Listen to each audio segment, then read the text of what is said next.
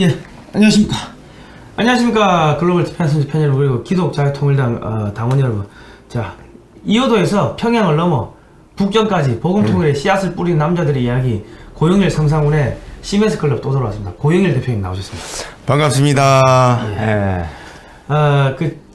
지난번 시간에는 저희가 그 제주 4.3 사건을 취재하러 제주도에 다녀왔습니다. 네. 다녀와가지고 저희가 이제 그 제주 4.3 사건이 왜 일어나게 됐는지 일단은 그 좀 백그라운드를 알아야 됩니다. 그래서 이제 오늘 이제 그런 이야기를 하고 지금 1부, 2부로 나눠가지고 다음 시간에는 제주 4.3 사건이 왜 일어나는지 이거를 좀 역사적인 배경을 좀 알아보는 시간을 갖도록 하겠습니다. 그런데 이거를 알면요, 지금 뭐 주민자치 법이니 뭐 이런 것들, 그리고 뭐 동성애를 남자가 여탕 가도 내가 여자라고 생각하면은 처벌 못하는 그런 법안들, 그게 이제 일명 포괄적 차별금지법인데 그런 것들이 왜 나오게 되는지, 그런 것들이 지향하는 바가 뭔지가 이제 딱 보이게 됩니다. 자, 이게 지금 공산 제국주의와의 100년 전쟁, 오늘 첫 번째 시간인데요. 첫 번째 시간은 우리 김구 선생이 민족의 지도자라고 알고 있는데, 이승만 대통령을 탄핵을 합니다. 탄핵을 하고서 이제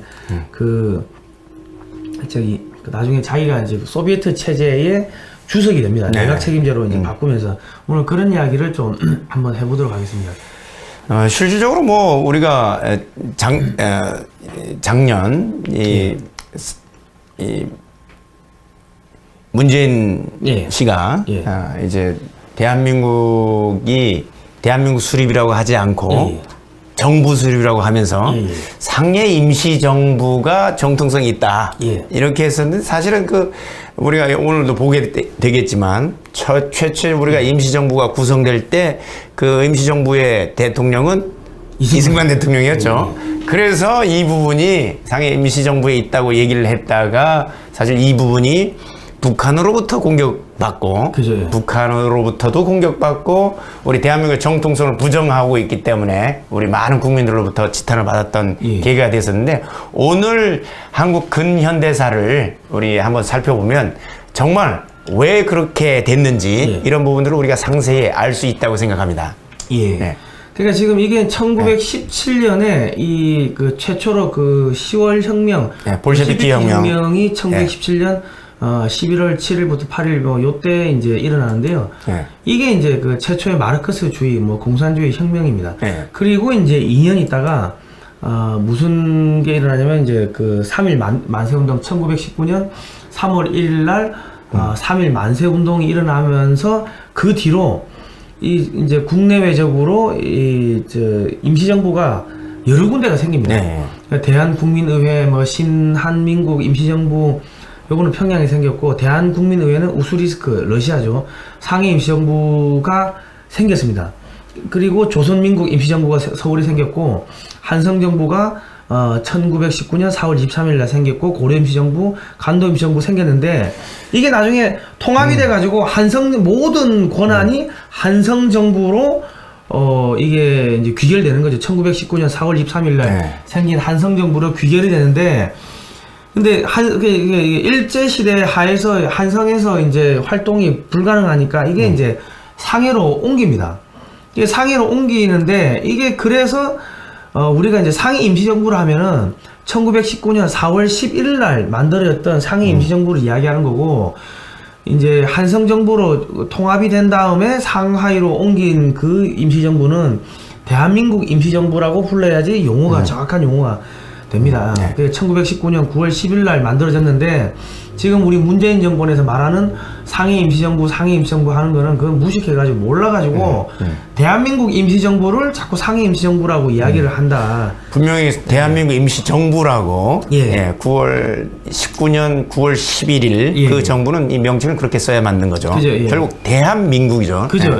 그리고 이제 대통령은 이승만이고 국무총리 이동희인데, 이동희가 이 사람이 좀 공산주의자였습니다. 그러니까 이승만 대통령은 외교 독립론을 이제 주창을 하셨고, 이동희가 무장투쟁 이런 거를 이제 주창을 했는데, 우리가 요걸 좀 보면은 이동희가 1918년 5월 11일 날 그러니까 벌써 그 임시정부를 만들기 1년 전에 러시아 하바rov스크에서 한인 사회당을 조직을 합니다. 이미 사회주의에 이제 예, 그죠. 영향을 받고 예, 볼셰비키 이때는 인터넷이 없으니까 저기 1년 전에 뭐 이런 볼셰비키 정부가 손을 잡겠다 이런 이야기를 했어도 사실은 그게 뭐가 뭔지도 몰랐던 거죠. 알려지지도 않았고.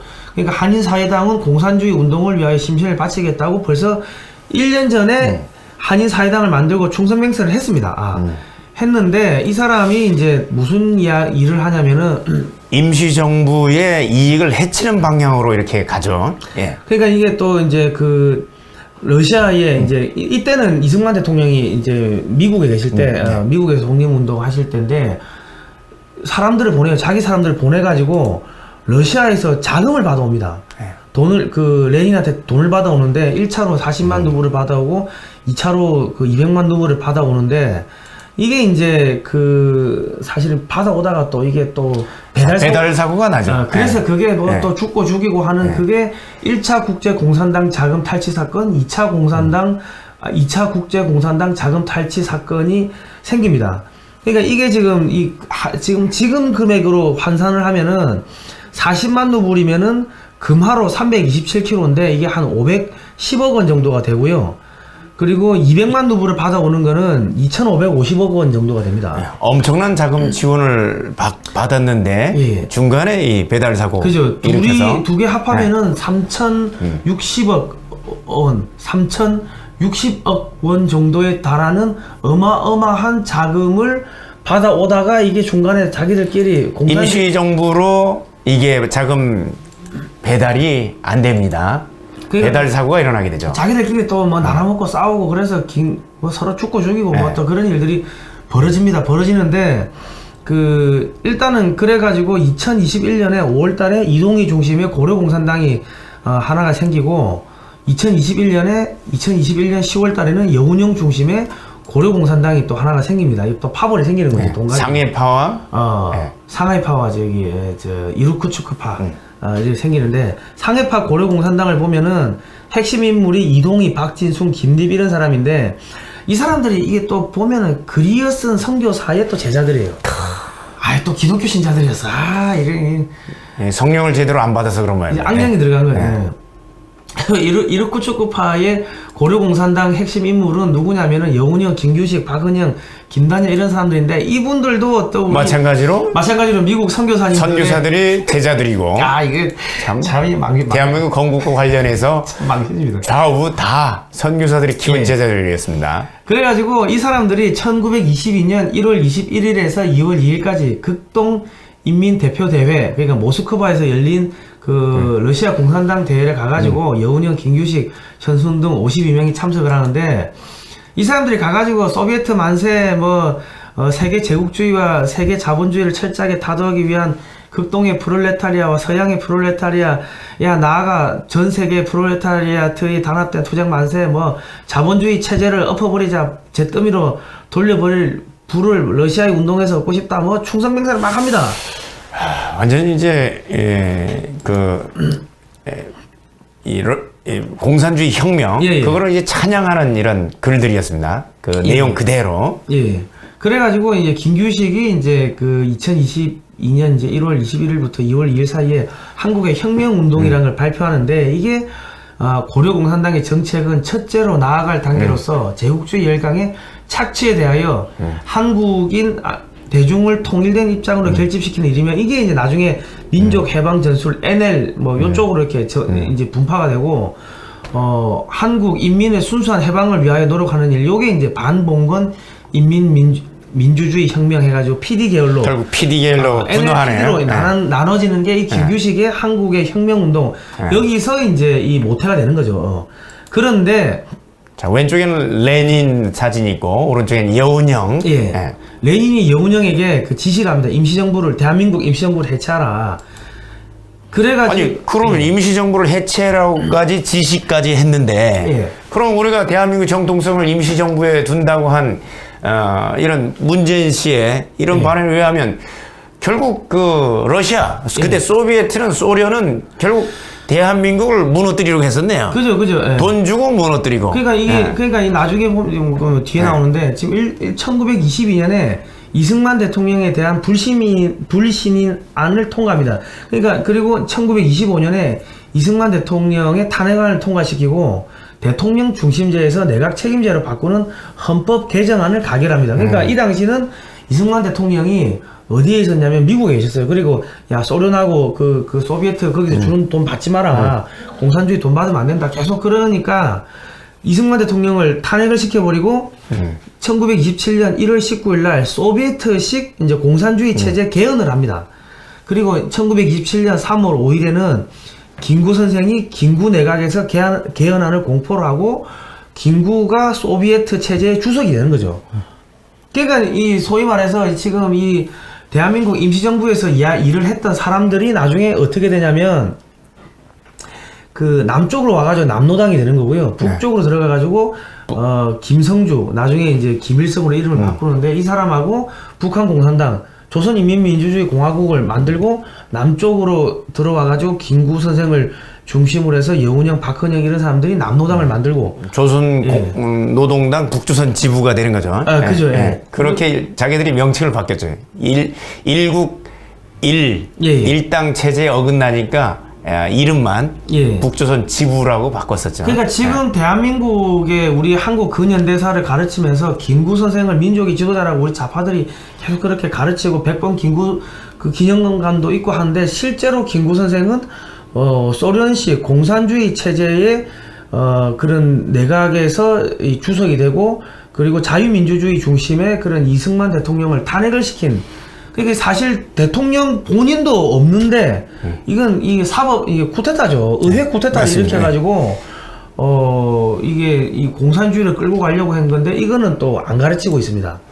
실제로 이제 나중에 그 해방 후에 미소공동위원회에서 미소공동위원회를 진행할 때도 마찬가지로 이승만 대통령에 대해서 슈티코브나 이런 공산당 지령에서는 이승만을 가장 반동적인 인물로 지목을 했었죠. 그러니까 지금 이미 1920년대부터 22년대부터 이 소비에트는 이승만을 견제하기 시작했던 겁니다. 그 왜 그러냐면 이승만 대통령 같은 경우는 벌써 이제 한학에 달통하셨고 그리고 이제 또 민족 중심 민족주의자죠. 그리고 거기다가 또 미국에서 조지 워싱턴 대학을 2년 하버드대 석사, 프린스턴대 박사 그리고 최근에 알려진 거는 프린스턴대에서 신학대학 학사까지 또 청강해가지고 이렇게 하시더라고요. 그걸 뭐 5년 5개월 그리고 이승만 대통령이 이미 1919년 공산주의 혁명이 17년 일어났을 때 그 이후에 얼마 안 돼서 공산주의 당부당이라는 글을 썼지 않습니까? 1923년에 태평양 잡지에 공산주의 당부당이라는 그 글을 쓰죠. 그러니까 이미 다른 전 세계에서는 공산주의가 마치 나라를 구원하고 전 세계를 구원하려는 이런 체제라고 굉장히 칭찬을 할 때 이승만 대통령은 이미 꿰뚫어보고 붉은 용으로 표현을 하고 결코 이렇게 받아들여서는 안 되는 체제임을 그때 이미 간파를 한 상태였습니다. 그러니까는 이제 우리 그 요한계시록에 나오는 적그리스도가 이 공산주의 레닌이라는 거를 벌써 알아채고 한 번에 알아봤습니다. 수없이 강연을 하니까는 야 이거 임시정부 없애버리고 대통령 이승만 잘라버리라 이런 식으로 지령이 내려온 거죠. 그리고 이승만 대통령이 그거를 글로 남긴 게 1923년에 그 공산주의 당부당이라는 겁니다. 그리고 그 이승만의 임신정부를 해체하려는 이유가 지금 말씀하시는 대한민국 임시헌장 이 부분에 나와 있었던 거죠. 그러니까 지금 그 상위 임시정부 1919년 4월 11일 날 상위 임시정부가 만들어지는데 이제 그러니까 나중에 한성정부로 통합됐다가 대한민국 임시정부로 가는 그 대한민국 임시정부 말고 그 상위 임시정부 그냥 1919년 4월 10일 날 만들어진 통합되기 전에 상위 임시정부 이때 초대 대통령도 이승만 대통령이셨고 그런데 여기에 보시면은 그 대한민국 임시헌장을 보시면요 신인일치로 중외협응하야 하나님 이게 무슨 뜻이냐면 하나님과 인간의 뜻의 일치로 세워진 국가임을 천명을 합니다. 하나님의 나라라는 걸 천명하는 거네요. 대한민국 임시헌장 선서문에 보면은 하나님 나라 건설의 기초가 되는 국가 그 지상 낙원, 지상 천국을 건설하겠다 이제 뭐 야 이게 엄청난 내용이 하나님의 뜻을 그 나라에 세워지는 나라에 실현하는 나라라고 임시 현장에 바로 나와 있었네요. 예. 그리고 1919년 4월 10일 날 이 상해 임시정부의 1919년 4월 10일 날 설립된 상해 임시정부의 임시 현장을 보면은 1조의 대한민국은 민주공화제로 한다. 벌써 민주공화제라는 민주공화제로 했음에도 불구하고 이거를 무너뜨리고 이제 소비에트 체제로 가려고 했던 거네요. 그죠. 김구 선생의 그런 내각 그 개헌은 내각제 개헌은 이 대한민국 민주공화제를 부정한 겁니다. 예. 최근에도 대한민국의 민주공화국을 무너뜨리고 내각제로 가려는 움직임이 최근에 일어나고 있는 것 같은데 그 세력들이 뿌리가 여기 있었네요. 여기 있습니다. 예. 그러니까 또 이제 상해 임시정부 임시현장의 7조에 보면은 대한민국은 신의 의사에 의하여 여기서 신은 하나님입니다. 하나님의 의사에 의하여 건국한 정신을 세계에 발휘하고 나아가 인류의 문화 및 평화에 공헌하기 위하여 국제연맹에 가입한다 이래 되어 있습니다. 벌써 이때부터 국제적으로 우리가 공헌해야 된다. 인류 하나님의 뜻, 신의 의사에 의하여 건국한 나라라는 거를 그러니까 복음 전파라는 게 들어가 있는 거죠. 그 이승만 대통령이 미국에서 프린스턴 대학에서 국제정치학 박사를 받았지만은 또 신학 학사를 또 첨강을 하면서 신학 학사까지 따는데 그러다 보니까 그리고 저기 나중에 한성 감옥에서 그 20대 25인가 뭐 그때쯤 20대 후반 정도에 돼 가지고 그 저기 독립정신이라는 책도 쓰고 교회 경략이라는 책도 쓰는데 거기에 보면은 우리가 기독교 문명으로서 일어나야지 이거 영국이나 미국 같이 이 부강한 나라가 될 수 있다고 벌써 거기다가 기독교 입국론을 담아버립니다. 맞습니다. 모든 부강한 나라가 다 기독교 국가라는 거예요. 그 부분은 사실 이제 요한계시록 그 다니엘서라든가 요한계시록을 보면 나오는 부분들인데요. 모든 나라가 예컨대 다니엘서에 바벨론이라는 나라가 나오고 바벨론 뒤에 메데파사, 페르시아가 나오고 그 다음에 헬라, 그 다음에 헬라 뒤에 로마가 나오는데 가장 강성한 철의 나라 로마를 부서뜨리는 나라가 바로 메시아의 나라. 결국 기독교 국가가 모든 나라를 부서뜨린다는 거예요. 그 메시아의 나라를 이루는 그런 헌장이 여기서 나왔던 거죠. 성경 위에서 나온 겁니다. 예, 그래서 그 상해 임시정부가 이제 기본적으로 성경이 기반을 둔 거죠. 그러다 보니까 이 공산주의 세력은 자유민주주의, 뭐 공화제, 뭐 민족주의, 뭐 교회, 뭐 하나님 이런 거를 없애버려야지 이 공산 독재가 가능하니까 그래서 상해 임시정부를 해체하라고 하고 이승만을 잘라내라고 한 겁니다. 그리고 이제 지금 그 이후에도 이제 상해 임시정부의 그 노선과 관련해서 우리가 이승만 대통령이 외교 독립론과 상해 임시정부의 이제 무장투쟁론이 계속해서 이제 대립을 가져오는데 궁극적으로는 우리가 이 무장투쟁론이 완전히 그 힘을 잃어버린 계기가 있었죠. 바로 그게 그 흑화사변이라고 불리는 자유참변 사건이 일어났지 않습니까? 그 부분이 어떻게 이루어졌는지 한번 우리가 살펴봤으면 하는데. 자유시 참변이 1921년 6월 26일 날 이제 그 발생하는데요. 대한독립군단이 3,500여 명이 소멸 완전 여기서 뭐 다 사살되거나 이제 체포되거나 해가지고 시베리아 벌목공으로 끌려가거나 이르쿠츠크에 있는 5군단 거리로 끌려가가지고 러시아군에 빨래하고 밥하고 하다가 생을 마감하는 뭐 그런 비참한 사건이었는데 이 이후로 무장 독립운동은 소멸됩니다. 그리고 이제 결국은 우리 대한민국 임시정부의 무장 독립투쟁, 이 독립군이라고 하는 조직이 완전히 사라진 계기가 바로 자유시 참변. 자유시 참변. 이 자유시 참변에서 러시아의 그러니까 소비에트의 이 계략으로 인해서 고려파 공산당 이쪽에 의해서 우리 독립군들이 러시아 지역으로 이동했다가 거기서 몰살을 당한 사건이죠. 그죠. 그러니까 이 청산리 봉오정 전투가 있으니까 이제 거기에 이제 분을 못 사귄 일본군이 요 만주 간도 지역에 있던 조선인들을 이 좀 대량으로 학살하는 그러한 사건이 있었습니다. 그게 이제 간도 참변 간도 참변인데 그러니까 야 우리 민족들의 너무 피해가 심하다. 그리고 우리 근거지를 다 잃어버렸으니까 이게 군대를 재정립을 해야 된다. 그런 여론이 생기자마자 이르쿠츠크파의 고려 공산당들이 야 러시아가 지원해준대.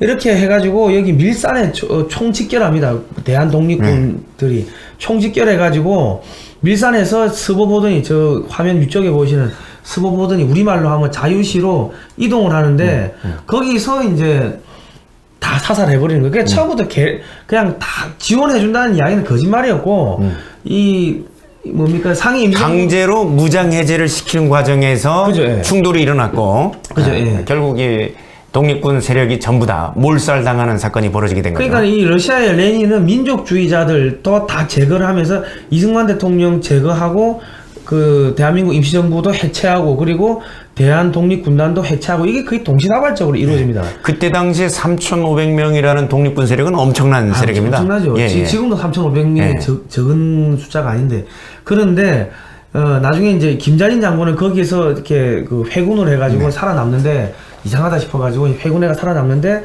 1930년 1월 24일 날 공산주의자 박상실에 의해 가지고 또 암살당합니다.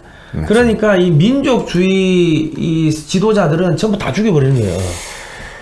그러니까 이 지금 공산주의는 사실 민족을 생각하지 않습니다. 예. 민족의 지도자라고 생각하면 민족주의를 이끈다라고 하면 공산주의 혁명에는 방해가 됩니다. 예. 왜냐하면 공산당 선언에서 노동자에게는 뭐가 없다? 조국이 없다. 조국이 없다. 조국이 없기 때문에 그 나라를 해체시켜야 되는 겁니다. 예. 그렇기 때문에 나라를 이끌어가는 민족, 한 민족 개념 내지는 국가 개념을 무너뜨려야만 공산주의 혁명이 성공할 수 있기 때문에 그렇게 민족의 지도자인 우리 김좌진 장군도 이렇게 암살을 해버린 겁니다. 예. 그러니까 만약에 이승만 대통령이 국내에 계셨다면은 암살했겠죠. 아마 암살을 당했을 미국에 겁니다. 계셨으니까 예. 암살을 못했고 예. 단순하게 탄핵시키고 대한민국 임시정부를 해체하는 그랬는데 그러니까 김구 선생이나 여운형이나 박헌영이나 이런 사람들은 김규식이나 이런 사람들을 살려둔 거는 소련에서 써먹을만 했기 맞습니다. 때문에 살려둔 거고 이 사람들이 나중에 그 남쪽으로 들어와서 남노당이 되는데 이 사람들이 민족의 지도자들 일본군하고 싸웠다고 하는데 그게 대한민국 우리 민족을 위해가 싸웠냐 그게 아니라 소련의 입장에서 이 레닌, 스탈린 이 사람들의 입장에서 그 일본군에 맞서 싸운 거죠. 맞습니다. 실질적으로 뭐 싸움이라고 할 것도 없고 자기들의 예. 이제 공산주의 혁명을 위해서 그죠. 한 예. 것뿐이죠. 그리고 이제 그런 문재인 씨가 예. 우리가 국군의 원조, 예. 국군의 창설 주역이 김원봉이라고 이런 대뜸 뜬금없는 소리를 예. 작년에 했었지 않습니까? 예, 예, 예.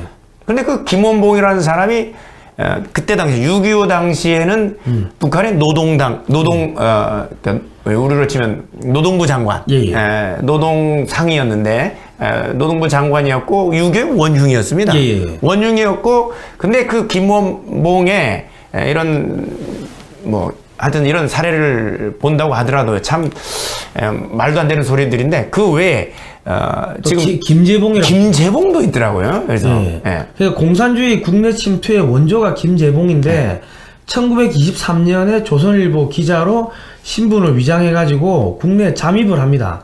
그리고 1925년 4월 17일 날 그러니까 23년에 잠입을 해가지고 몇 년 동안 숨어 있다가 1925년 4월 17일 서울에서 열린 조선공산당 결성대회에서 조선공산당의 초대 책임비서가 됩니다.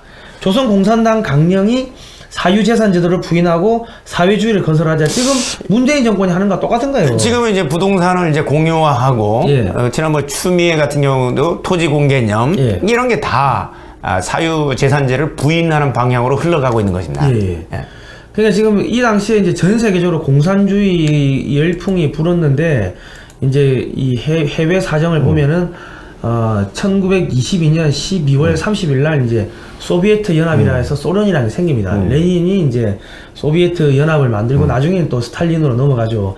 그래가지고 이게 1991년 12월 26일까지 69년 동안 전 세계를 완전 아비규환으로 만듭니다. 근데 1차 대전, 2차 대전을 거치면서 저 동구권의 국가들이, 동유럽 국가들이 나치 뭡니까 독일의 식민지가 되니까, 야, 우리가 러시아의 이 볼셰비키 혁명 했던 사람들이, 야, 너희 독립을 도와줄게, 뭐 이렇게 돈도 지어주고 뭐 무기도 지어주고. 그러니까 러시아도 독일하고 맞서 싸워야 되니까 러시아 입장에서 써먹기 위해 가지고 이런 지원을 해준 거예요. 국가들을 지원을 해줍니다. 그리고 이 동쪽에서는 일본군하고 싸워야 되니까 일본군하고 싸울 수 있는 대한 독립 뭐 군단 뭐 이런 사람들을 포섭하는 거죠.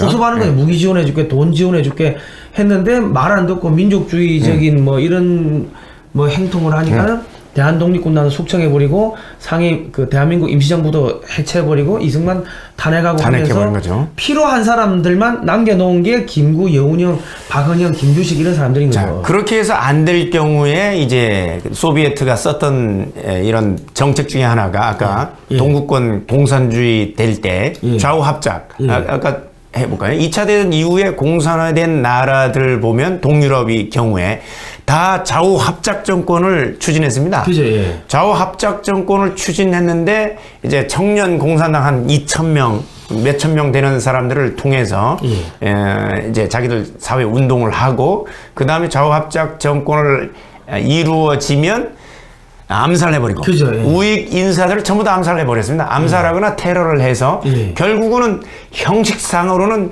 민주적인 절차를 거쳐서 자기들이 나아갈 체제를 결정하는 것 같은데 사실은 암살과 테러를 통해서 이제 공산화를 시켜버린 겁니다. 이거를 이승만 대통령은 바로 간파를 하고 대한민국 내에서 이제 좌우합작 정권이 들어서는 이런 부분들을 좌우합작 이 부분 미소공동위원회가 추진했던 좌우합작을 단호하게 거절하고 이걸 유엔으로 넘겨서 결국은 우리가 대한민국이 탄생할 수 있도록 한 거죠. 그죠. 그렇습니다. 그러니까 이게 지금 사회주의, 공산주의 하니까 그 당시에는 개념이 좀 이제 모호했죠. 모호하고 사람들이 봤을 때는 야, 모든 민중이 노동의 대가로서 정당하고 평등하게 분배받는 사회, 뭐 이 땅에 유토피아 천국을 건설하자 하니까 너무 좋잖아요. 식민지 상황에서 억압받고 하는데. 그러니까 사회주의, 공산주의, 뭐 또 돈도 주고 하니까, 야, 돈도 주고 무기도 주고 하니까 전부 다 이제 이 사회주의, 공산주의를 지지를 했는데, 이 공산주의 창시자 칼 마르크스가 한 이야기를 보면은 사람이 종교를 만들었지, 종교가 사람을 사람이 종교를 만들었지 종교가 사람을 만들지 않았다. 종교는 아편이다. 이런 이야기를 했고, 블라디미르 레닌, 소련의 창시자 레닌은 교회는 노동자, 농민, 무산대중의 원수다. 대형 교회부터 파괴해야 된다. 이런 이야기를 했는데 이게 74년도에 그 김일성이가 대남 공작 요원들한테 비밀 교실을 내리면서 남한에 들어가서 교회를 파괴하라. 그렇게 지령을 내립니다. 교회가 어쨌든 파괴가 돼야지 이 공산주의. 실질적으로 이제 레닌도 그렇고 마르크스도 그렇고 이 공산주의자들은 교회를 공산주의의 적군으로 생각하고 있습니다. 그렇죠. 사회주의의 적. 그런데 이제 교회 안에 나는 중도야, 좌파야. 그러니까 좌파는 공산주의라는 얘기입니다. 중도 좌파야, 중도 우파야 이렇게 하는 사람들은 이해가 안 되는 거예요. 자기들을 원수로 생각하는 사람들을 포용하겠다는 거예요. 뭐 원수를 사랑하긴 하지만 용서하긴 하지만 그거는 복음으로 그 사람들을 변화시키기 위해서 사랑하는 거지 그들의 생각을 공유하라는 얘기는 아니거든요. 그러니까 지금 이 공산주의란 것은 사실상 보시면 공산주의는 반기독교 세력이고 적그리스도 세력입니다. 맞습니다. 그리고 3년 안에 크리스천들을 다 없앤 후 마지막 한 사람 남은 것을 전국 TV에 보여준 후 처치하여 크리스천들의 씨를 말려버리겠다. 이게 소련 공산당 총리 흐르시초프가 이런 이야기를 했기 때문에 대한민국 더불어민주당 쪽에서 나온 얘기가 있습니다. 한국 교회는 10만만 남겨놓으면 된다는 거예요. 1200만 중에 10만만 명목상에 10만 크리스천만 남겨놓고 나머지는 다 씨를 말리겠다고 이제 비공식적으로 나온 얘기들이 있었습니다. 그러니까 소련 이 공산주의의 반인륜적 범죄를 보면은 공산화 과정에서 2,700만 명의 기독교인과 그 외 4,500만 명을 포함해서 모두 한 7천만 명 정도를 학살을 합니다. 그것뿐입니까? 중공. 중공에서는 1억 명 넘게 문화혁명 통해서 그 기간 중에 교회가 다 사라졌습니다. 그 전까지는 교회가 명목상을 유지하고 있었지만 바로 문화혁명 통해서 완전히 크리스찬의 이 겉으로 드러난 크리스찬들을 전부 다 뭐 체포하거나 또는 뭐 숙청하거나 노동교화소로 보내버린 거죠. 예. 그래서 저희가 지금 오늘 지금까지 이렇게 본 거는 우리가 이제 제주 4.3 사건이 왜 일어났는지 그 배경을 보고 알아보기 위해서 이제 지금 알아본 거고, 이제 다음 시간에 제주 4.3 사건에 대해서 또 알아볼 건데, 그리고 지금 우리가 겪고 있는 포괄적 차별금지법, 이런 게 이제 통과가 되고 하면은 이 교회에서 야 동성애 안 됩니다 그 이야기를 하면은 목사님을 잡아갑니다. 교회가 해체되면은 종교의 자유가 없어지면은 이동의 자유, 집회 결사의 자유, 언론의 자유, 뭐 출판 인쇄의 자유, 이런 모든 자유가 없어지는 거예요. 실질적으로 차별금지법의 내용이 일반 특별법에서 전부 다 시행되고 있습니다. 예컨대 5.18 특별법 같은 경우는 5.18에 대해서 이제 반대하는 견해, 내지는 비판하는 의견만 해도 처벌하는 거예요.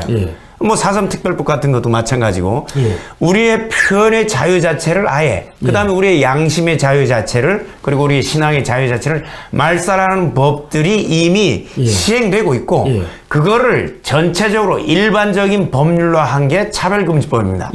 그러니까 남자가 여탕에 들어가도 내가 여자라고 생각한다고 주장을 하면은 신고한 사람이 처벌받게끔 되어 있습니다. 여자라고 하고 남자를 남자라고 해서 못 들어오게 하는데 이걸 처벌받아야 되겠습니까? 그래 되면 어찌 됩니까? 우리 성경에 남자와 여자를 분명하게 나누어 놓으신 하나님의 창조의 섭리가 없어져 버리니까, 그러니까 이게 이제 교회가 말살되는 거죠. 그리고 나중에 보면은 이게 이제 또 후반에 뭐 나오는데, 교회를 말살하기 위해 가지고 1973년에 진화론이 들어옵니다. 이 박정희 정권 때. 그리고 미국에서는 케네디 정권 때 진화론이 들어가죠. 그러면서 학교에서 진화론을 들어가면서 학생들이 엉망진창이 공립학교에서 기도와 성경 공부를 이제 금지를 이제 필수적인 기도와 이 성경 공부 그 과목을 없애버리게 되는 거죠. 그러면서 미국에서 학생들이 이제 폭력, 타락하기 마약, 시작하고 가정 문제, 출산, 청소년 문제 이런 게 청소년 문제가 폭증을 해버립니다. 그런데 지금 한국에서 이게 또 기도를 못하게 하는 게, 그게 학생 인권 조례를 해가지고 기도도 못하게 하고 출산할 권리, 낙태할 권리, 가출할 권리 이런 게 있다고 가르치는데, 그거를 가르치는 선생들을 양성하기 위해서 예산을 쓰는 게 그게 또 성인지 예산입니다. 그게 35조입니다. 국방비가 53조인데 35조를 뭐 그런 식으로 해가지고 다 이 원인 불명의 예산을 만들어가 쓰고 있으면서 대한민국을 지금 해체를 하고 있고, 가정을 해체하고 있고, 교회를 해체하고 있고, 거기다가 또 국가가 해체되는 거죠. 궁극적으로는. 뭡니까, 박근혜 정권 때 뭐가 없어지냐면 간통죄가 없어져 버리고, 그리고 또 낙태죄가 헌법 불합치 판결을 나면서 이게 또 흐지부지 됩니다. 그러니까 대한민국의 10계명, 헌법에 10계명이 들어가 있었는데 다 없어지는 거죠. 10계명을 다 없애버리면서 이 타락하는 그 족쇄를 풀어버린 거죠. 판도라의 상자 열어버린 겁니다. 맞습니다. 그러면서 학생들이 섹스를 하고 출산을 하게 되면 애들 몸이 망가지고 정신이 망가지고 하면 어찌 됩니까? 갈 데가 없잖아요. 그러면 어디로 갑니까? 이런데 공산주의 혁명 전위 조직에 데리고 가가지고 홍위병을 쓰는 거예요. 전위 조직에서 의도적으로 양성을 합니다. 그죠? 양성을 하고 자기들의 전사로. 왜냐하면 숙식을 제공하고 생활을 이제 보장해주기 때문에 그 학생들이 들어가서 결국 홍위병이 자연스럽게 홍위병으로 만들어지고 있습니다. 그러니까 이런 부분들을 우리가 계속 이렇게 지금 알리고 하는데, 이런 방송을 하면은 방송을 차단해버리고 송출 못하게 하고 방송을 삭제하고 하니까, 여러분께서 이 방송을 보자마자 여러분 다운로드 받으셔가지고 여러분 유튜브 채널에 좀 올려놔 주시고 SNS로 널리 퍼뜨려 주시면 감사하겠습니다. 그리고 여기 기독자유통일당 홈페이지 한번 띄워주십시오. 저희가 기독자유통일당에서 홈페이지를 또 만들었습니다. 홈페이지 이번에 개선 작업을 해서 완성이 됐습니다. 우리 이제 성상훈 홍보위원장님께서 굉장히 많이 수고를 하셨는데, 그 결과로 너무 멋진 홈페이지가 나왔습니다. 여러분들 한번 그 홈페이지에 들어가셔서 글도 남겨주시고, 또 그리고 당원이 아닌 분들은 당원으로 가입해 주시고 후원해 주시면 우리가 대한민국을 다시 한번 이승만 대통령이 세웠던 대로 하나님의 뜻에 따라 세워진 나라로 만드는 그런 역할을 우리가 할 수 있게 됩니다. 그리고 이제 제주 4.3 사건 때 이도종 목사님은 또 생매장을 했습니다. 생매장 당해서 순교를 했죠. 그 지역에 대정 지역에 우리 할아버지와 예. 우리 아버지 형제들이 살고 있다가 옮긴 뒤 한 몇 달 지나고 나서 그때 많은 분들이 피해를 입었는데 그래서 제가 태어났습니다. 예. 큰일 날 뻔했습니다. 예.